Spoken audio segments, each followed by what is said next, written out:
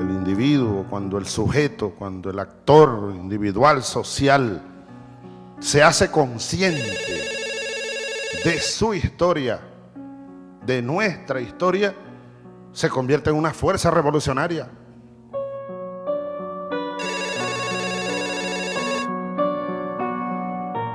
Y tenemos en línea al doctor Roger José Garcés, con quien yo les vine comentando desde el día de ayer de un artículo que yo leí donde habla de ese concepto de futuro compartido de Xi Jinping en el aniversario del Partido Comunista, que está relacionado, a mi modo de ver, con ese concepto que manejaron los trabajadores en Sidor de gestión colectiva, y que también hemos manejado con algunos trabajadores en el debate que hemos realizado aquí en Sónica 103.5, en este programa Cafecito con Noticias, de la gestión colectiva. Porque el individuo es colectivo e individuo al mismo tiempo. Y entonces me llamó la atención las reflexiones de Juan José Bautista cuando dice que el concepto de comunidad para nuestros aborígenes incluía el ser vivo, la naturaleza como un ser vivo, parte de la comunidad, incluía los ancestros que murieron como parte de la comunidad, como un ser vivo intangible en el inconsciente a través de la espiritualidad, y que el concepto nuevo de comunidad burguesa, eurocentrista, lo ha perdido, porque el capitalismo, el neoliberalismo ha convertido la naturaleza en mercancía y ha convertido incluso la espiritualidad en mercancía. Y de alguna manera inconscientemente nos manejamos en la lógica del neoliberalismo, y de allí ese individualismo que no logramos procesar y que de alguna manera estanca todo proceso revolucionario. Pero el doctor Jorge Garcés también hace una reflexión interesante que yo quiero que por sus propias palabras la comparta con nosotros. Buenos días, doctor, ¿cómo está? Saludos, ¿cómo está? Saludos, oyentes. Bien. Partamos del artículo que usted escribió relacionándolo con el concepto de Xi Jinping de futuro compartido y cómo usted explica que el ser humano sea por naturaleza individual y colectivo. Interesante pregunta. Fíjate que yo no diría que el ser humano se hace individual y colectivo. El ser humano de forma natural tiene una doble naturaleza. Por un lado es individuo y por otro lado es colectivo. Tiene una doble naturaleza. Lo que pasa es que la dominación se ha encargado de enseñarnos y entrenarnos de que solamente somos seres individuales y nos hemos olvidado de que somos seres colectivos. Hay muchísimas experiencias que refieren a la naturaleza colectiva del ser humano, pero todas esas experiencias son obliteradas, son escondidas y sencillamente se dirige el tratamiento social, el hábitus, como diría Bourdieu, a hacernos creer que somos seres individuales. Si somos seres individuales, entonces la conciencia que aparece es que yo no tengo nada que ver contigo. Yo no tengo nada que ver contigo porque yo soy yo y tú eres tú, y así eso es un poco lo que nos has dicho. Pero realmente no es así. Fíjate que ya hace 2500 años el Buda existía el que nosotros vivimos en una continua e inextricable interdependencia. O sea, el concepto de interdependencia dentro del budismo es fundamental. O sea, no es posible entender toda la enseñanza del Buda sin entender la interdependencia. Y si uno revisa los grandes maestros de la historia también, todos apuntaron a que tenemos una naturaleza colectiva. Por ejemplo, fíjate, Jesús hablaba de que todos somos hermanos, y él decía, cuando recen digan Padre Nuestro. O sea, que lleva a un nivel de hermandad la conexión con nosotros. De tal manera que la naturaleza colectiva del ser humano ya ha venido estando dentro de la humanidad, solo que la dominación la ha obliterado, la ha escondido para sus fines de dominación. Por ahí va la cosa. Sí, te escucho fuerte. Sí.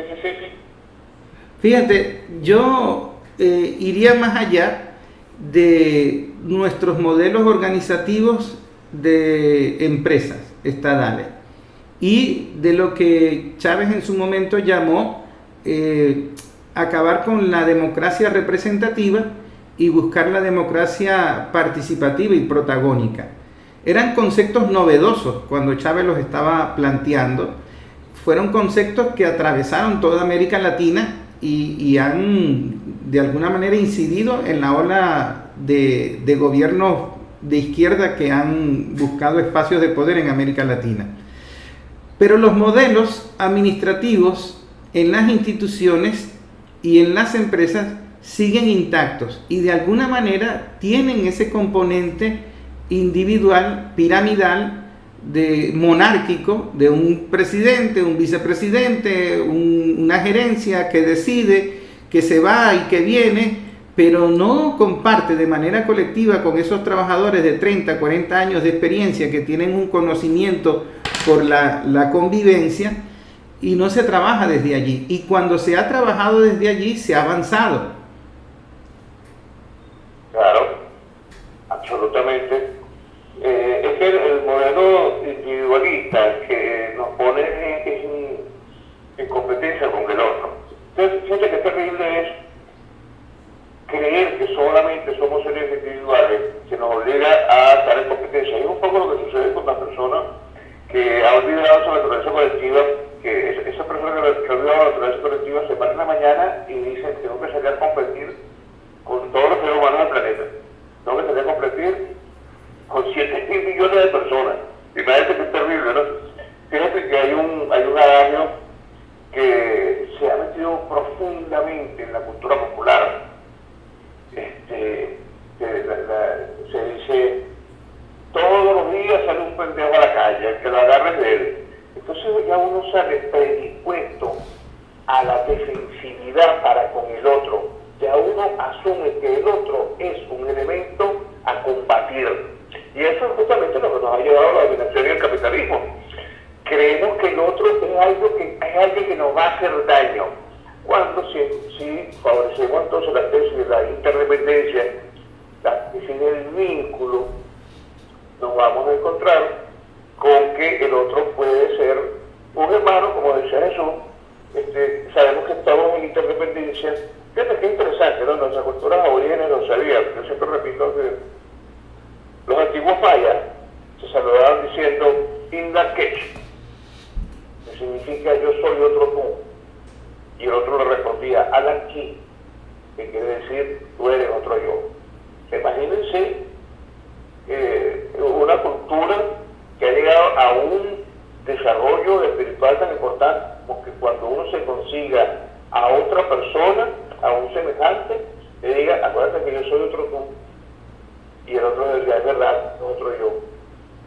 El tejido social que se va desarrollando con este tipo de conducta, que favorece por supuesto la conducta de colaboración, de sinergia, es verdaderamente satisfactorio y puede ayudar a la elevación del ser humano. Entonces hay cosas como que a nosotros nos resultan extrañas, nos resultan lejanas. Uno va, por ejemplo, manejando y se encuentra que nadie respeta las luces, por ejemplo, cuando el hecho de que haya un semáforo que le dé oportunidad a unos y a otros de forma homogénea, de forma igualitaria, unos pasan en un momento y otros pasan en otro momento. No, muchísima gente tiene la idea de que tengo que pasar soy yo, el individualismo, ¿no? Lo vemos en el transporte público. Entonces, tú ves tipos, qué sé yo, sanos, fuertes, hombres que están sanos y se hacen los dormidos, y entonces en el puesto, y son incapaces de levantarse, por ejemplo, el puesto de una viejita que tenga un marco de bolsa o una persona con una muleta, porque ellos creen que son ellos los únicos que necesitan este puesto y los demás no existen. Entonces, vivimos en un continuo individualismo. La gente que vive en los edificios, hay edificios donde están diseñados para que nadie se vea, para que no conozca al vecino. Por supuesto, las conductas de solidaridad son muy escasas en ese sentido. Yo decía que hay elementos que aparecen cuando incorporamos la naturaleza colectiva del ser humano, pero que a nosotros nos resultan muy lejanos porque estamos muy alejados de ellos. Por ejemplo, el caso de la compasión. Entonces, la compasión, en principio, la historia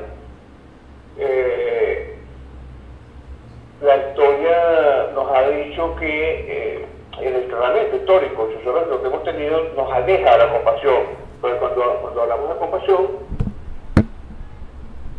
la imagen que nos viene era el sujeto que clavaron en una cruz y le pusieron una corona de espinas y no dice puño. O dar limosna. Sí. Es terrible para eso.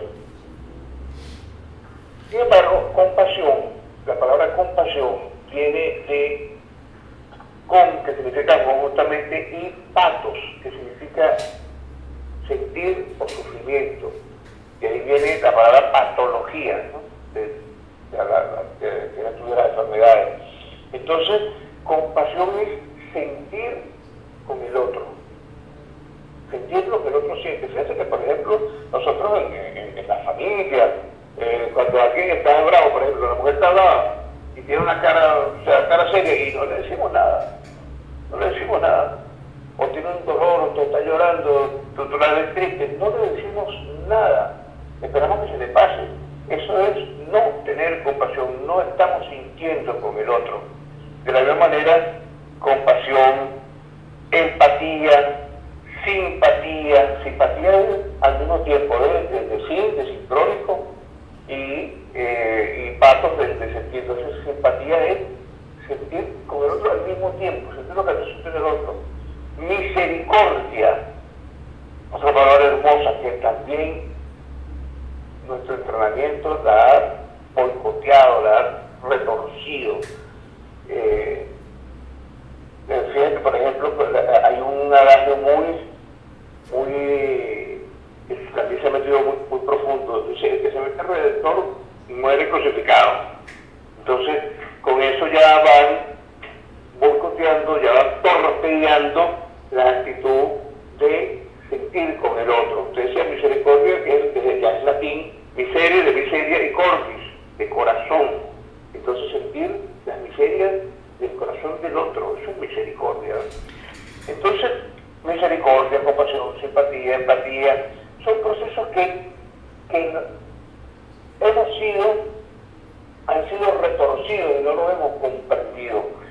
Y no los hemos comprendido porque hemos olvidado la naturaleza, la dimensión colectiva del ser humano. Por un lado somos individuos, por otro lado somos colectivos.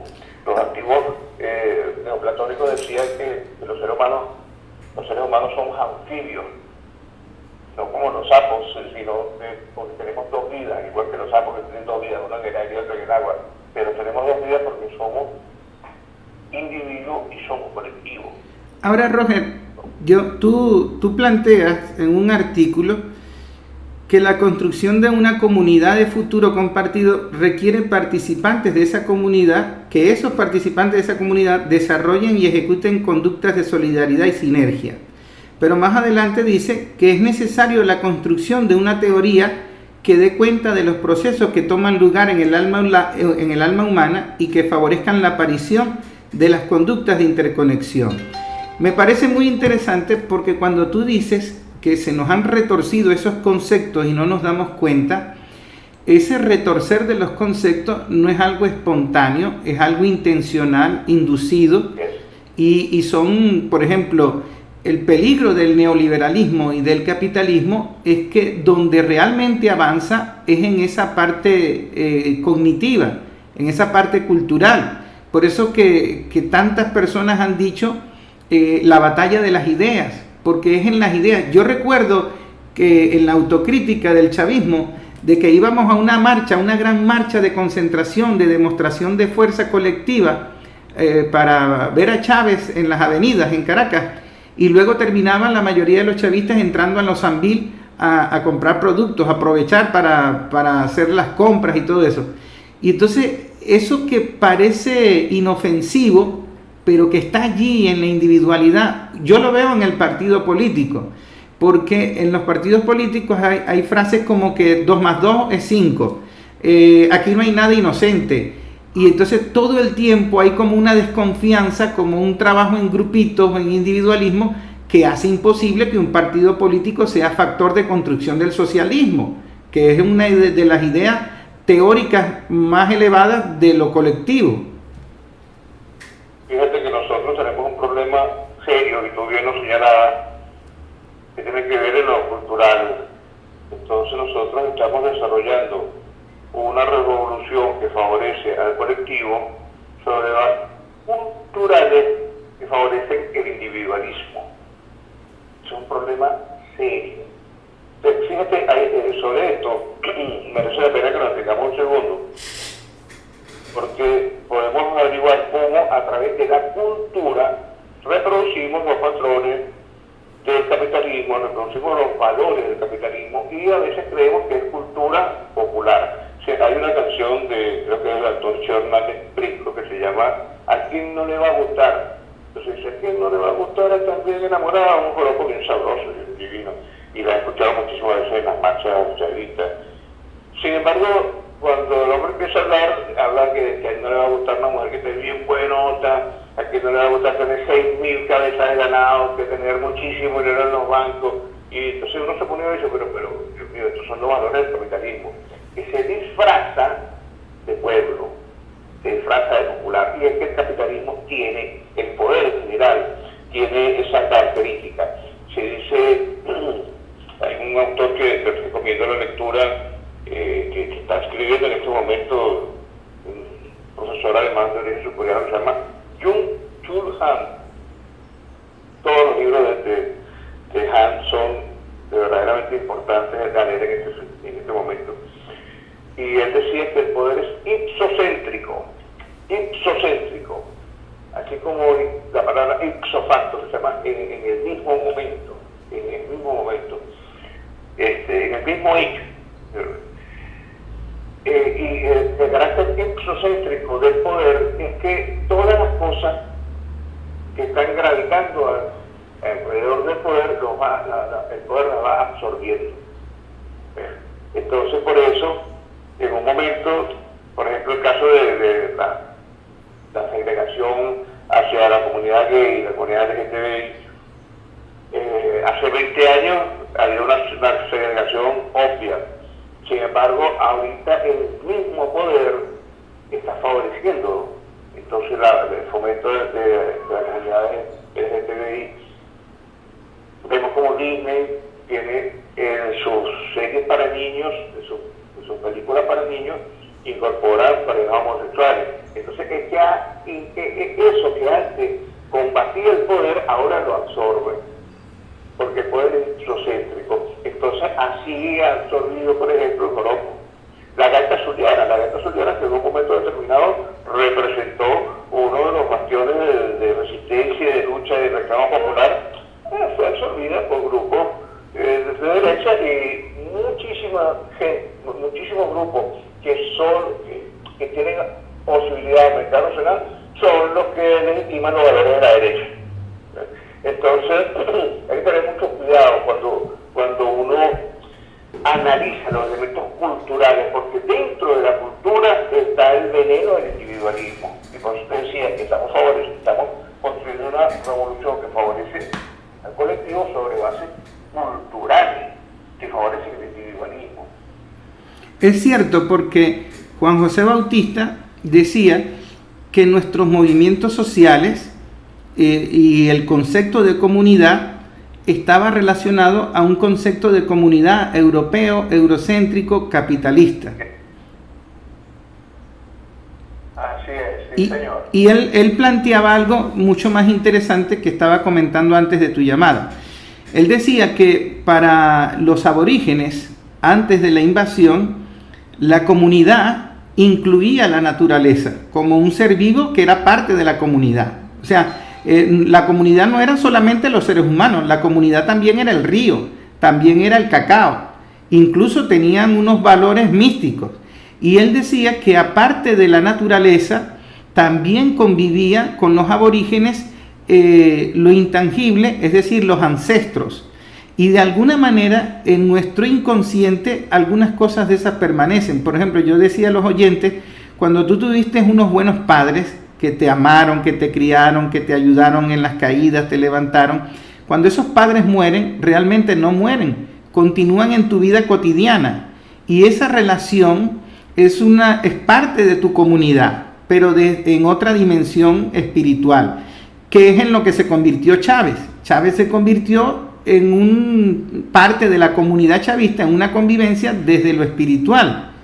Y lo espiritual no hay que subestimarlo, lo espiritual es parte de esa cosmovisión del ser humano dentro de una comunidad.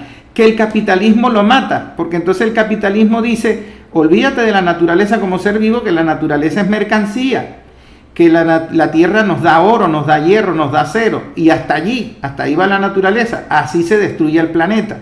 Y lo espiritual también lo convierte en mercancía. Olvídate del amor, el amor es para comprar un reloj, para San Valentín, para Navidad, para el Día de las Madres, sacarle dinero, entonces todo lo convierte en mercancía. Entonces nosotros hemos perdido un concepto de comunidad ancestral y de alguna manera queremos hacer revolución desde el concepto burgués de movimiento social y de comunidad.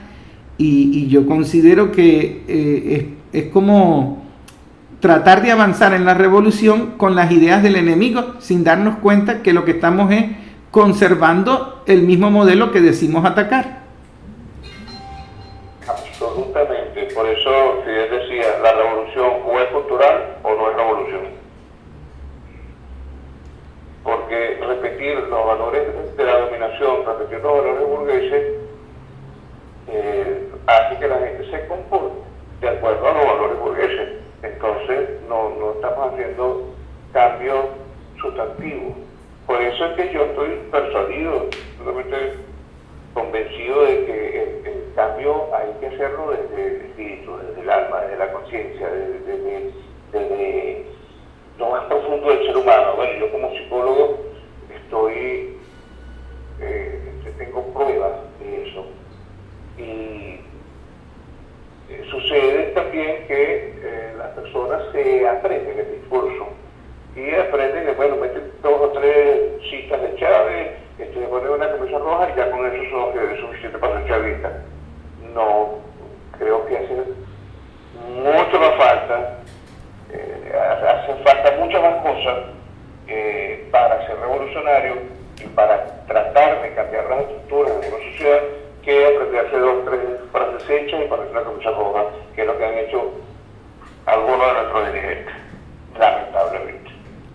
Sí, fíjate que Xi Jinping, en el aniversario del Partido Comunista, cuando lanza el concepto de futuro compartido, que realmente lo mencionó en el 2012 su antecesor, lo del futuro compartido, allí pudiese presentarse una dialéctica, una contradicción, porque China, en esa visión de varias rutas de la seda, de hacer inversiones en el mercado euroasiático, latinoamericano, africano, buscar la colaboración que uno puede coincidir en ello. Pero fíjate, hay un hecho contradictorio en el futuro compartido. Grecia quedó endeudado y de alguna manera la política neoliberal los destruyó económicamente. Y China compró todos los puertos estadales de Grecia y los compró pensando en la ruta de la seda. Pero si algo era poderoso, era la fuerza trabajadora de Grecia, de los puertos, porque eran empresas estadales. Y cuando China las compra, destruyó esa fuerza creativa de los trabajadores de los puertos. Desconozco si hay un maltrato a los trabajadores de Grecia o lo que sea. Pero en todo caso, no fue una visión muy colectiva y compartida, porque fue una visión económica de las transnacionales chinas que de alguna manera también tienen el ADN del capitalismo, de la individualidad. ¿Por qué te comento esto? Porque nosotros hemos debatido la falsa idea de que porque Venezuela entre en los BRICS, la revolución va a avanzar. Hay que entrar en los BRICS porque es la trinchera contra el G7 y contra el imperio norteamericano que está destruyendo todo. Pero de alguna manera hay que entender que la transnacional es transnacional esté donde esté. Está defendiendo unos intereses mercantiles de una vida mercantilizada, de una vida que no es humana, que es de alguna manera limitada a los intereses de la acumulación de capital. Entonces, no se trata de salir de una transnacional para entrar en otra transnacional, sino de evolucionar como seres humanos. No sé qué te parece a ti esta reflexión. Bueno, efectivamente es un problema geoestratégico importante. Creo que en este momento, digamos, definir una tesis política requeriría entonces ese tipo de análisis que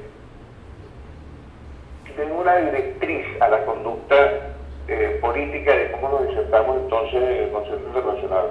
Creo que el peligro del imperialismo norteamericano va más allá de cualquier dimensión. Creo que ya en este momento no existe medida para la irracionalidad, para la locura, para la psicopatía, que están absolutamente fuera de control. Y creo que cualquier medida que nos ayude a contrarrestar ese hipertrofiado poder monopolar va a ser bueno para el mundo.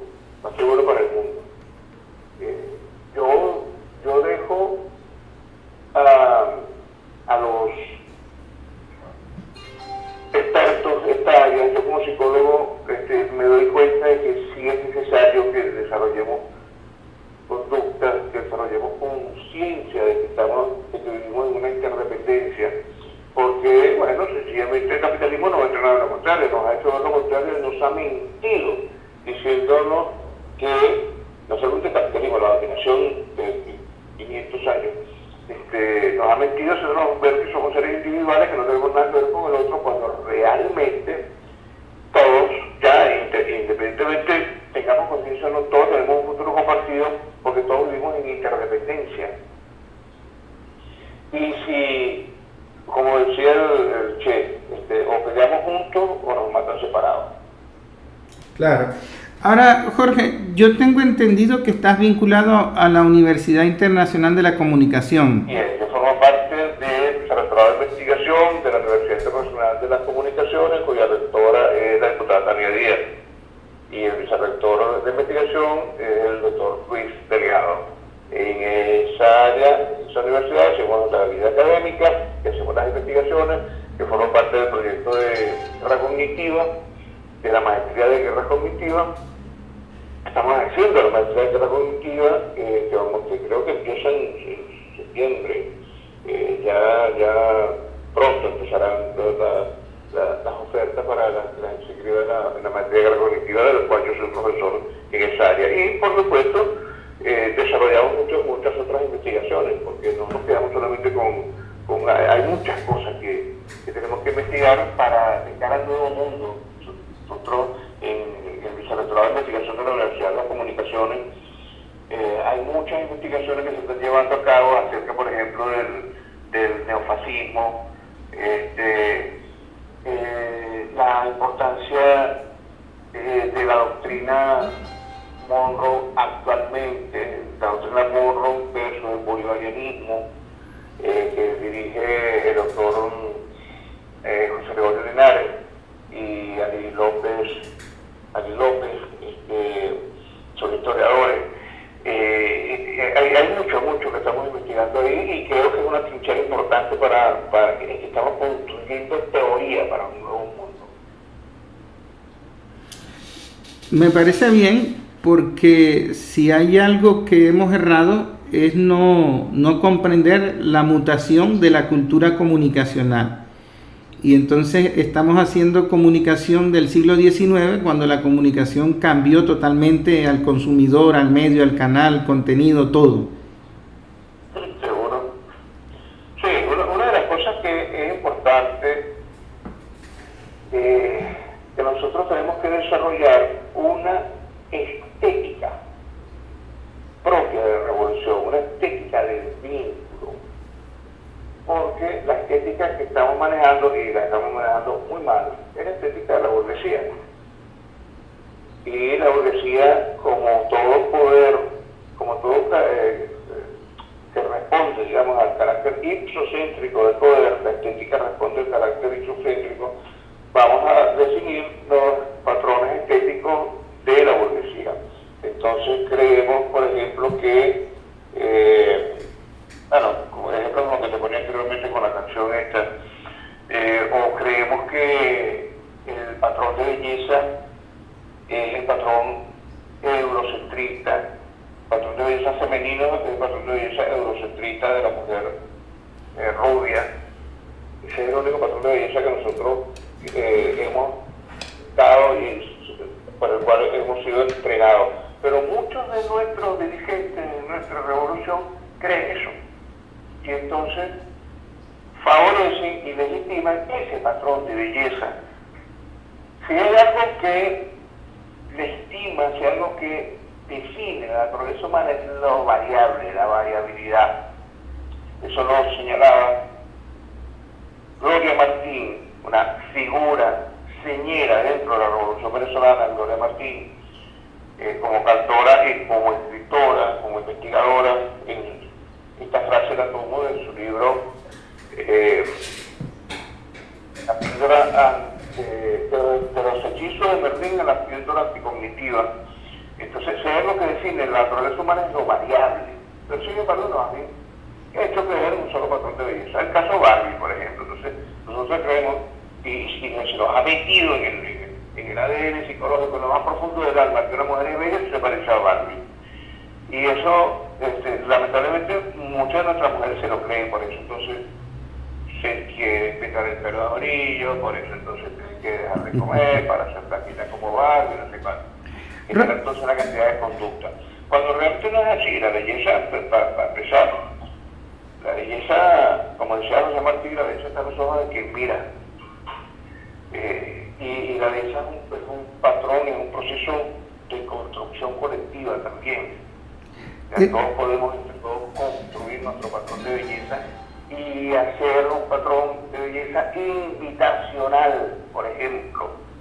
Un patrón de belleza invitacional, porque el patrón de belleza que tiene la burguesía es un patrón de belleza excluyente. ¿Ok? Yo soy Barbie y las demás son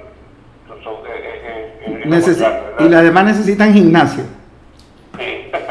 Mira, pero Jorge, ese concepto, para culminar y no consumir tanto tu tiempo, el concepto de estética me interesa porque quizás estemos de acuerdo o no, yo soy muy crítico de la estética comunicacional en la era digital, como por ejemplo lo que hace el gobernador Lacaba con Drácula y buscar la popularidad en cosas superfluas, de darle comida a una mascota, pensando que esa popularidad coincide con la aceptación masiva de la revolución y no necesariamente es así. Yo soy muy crítico de la figura de Super Bigote y de buscar el superhéroe cuando no son la estética que nosotros estamos buscando al contrario, la participación colectiva, la discusión. Entonces a mí me parece riesgoso cuando yo veo esos códigos estéticos como el ejemplo a seguir, como el modelo a seguir, porque el modelo que creó la transnacional que domina las redes sociales dice que eso es popularidad, que eso es aceptación y que eso es lo que debemos hacer comunicacionalmente. Y a mí me parece todo lo contrario. Claro, absolutamente de acuerdo. Absolutamente de acuerdo. Uno de los elementos que implica el desarrollo de la estética, y sobre eso estoy trabajando, es que, porque hay que partir de los estudios de análisis de discurso. Por ejemplo, Van Dijk señala, que es un analista teórico del análisis de discurso bien importante, señala que uno de los elementos que tiene que tener la comunicación es que debe ser coherente. La coherencia es fundamental para que el mensaje sea recibido. Y nosotros en una comunicación, si asumimos que el mensaje de la ética, la forma de comportarse de la burguesía es la imposición y la exclusión, entonces una forma de ser coherente es mantener una actitud de distancia con los demás. Por eso que, por ejemplo, María Corina Machado no se toma la foto con los demás. ¿Te das cuenta? Ahí ella es coherente con su discurso, porque el discurso de la burguesía es excluyente. Y el discurso, la ética del pueblo es invitacional. Entonces, si nosotros hacemos un círculo de bigote, eso no es coherente con lo que es el poder de la colectividad. Ese es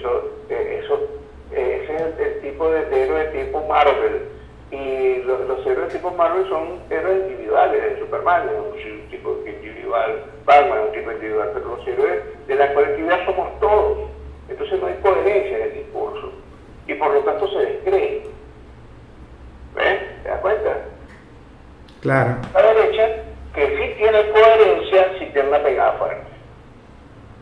Porque ellos estudian muy bien estos elementos.